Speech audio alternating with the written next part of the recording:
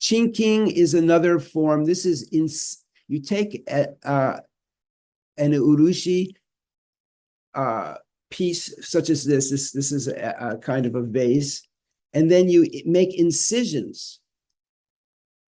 And in those incisions, you place gold or silver, and then you use urushi as a binder to fix, and then you cover it with several layers of urushi. And that's why even in chopsticks, you'll see this form. The gold is embedded into the surface. Eggshell is a form of inlay. And so they will use eggshells made mostly from quail eggs. And you see these three bands here across this black bowl. Those are bits of eggshell that have been inlaid. And here's the point of a Japanese fountain pen. And you'll see all these white spots here are eggshell that have been inlaid. And you can see here you have other forms of urushi, which we'll be going into. By the way, one of the great secrets of the world is that there's a very, very high-end fountain pen collectors group around the world who collect Japanese urushi made pens.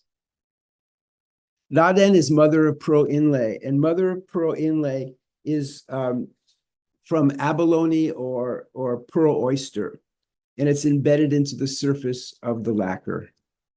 So here we see probably 500 long and very, very, very narrow slices of shell, which have been embedded into urushi.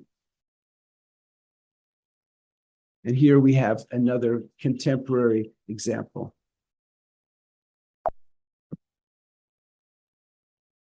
Makie is surface gold application. It's probably the most representative lacquerware technique or urushi technique. It originated in Japan 1,200 years ago and involves painting lacquer motifs on the surface with a fine brush. So you take the wet lacquer and you make a painting, and then you sprinkle gold dust on it, and it looks like this.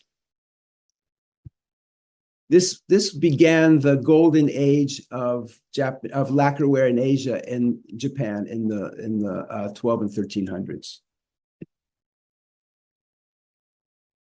Togidashi Makie. This is also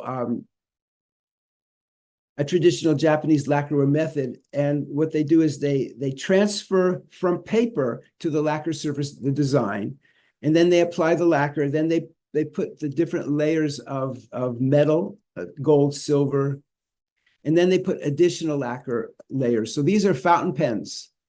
This is an idea of what these mania collectors are looking for. Hyomon is another technique. It involves cutting thin sheets of metal such as gold, silver, or copper or tin, and placing them on the sturdy form. So here on this form here, first the piece is coated in many, many layers and finished off in the black. And so it's a finished piece even without the decoration. And then the decorations are added. Pieces of metal are placed in these designs. You can see where my cursor is, 1, 2, 3. Those are mother of pearl plum flowers which have been added.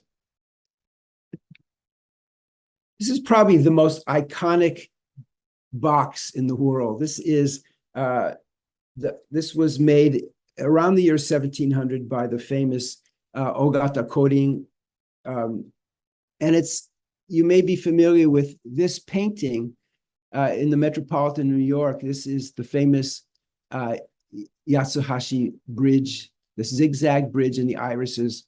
And so what we have here is a three-dimensional example of that. And the foliage of the irises are done by painting the lacquer onto the surface, then sprinkling the gold. The flowers of the iris are mother of pearl inlay, and the zigzag bridge you can see here is actually lead that has been affixed to the surface.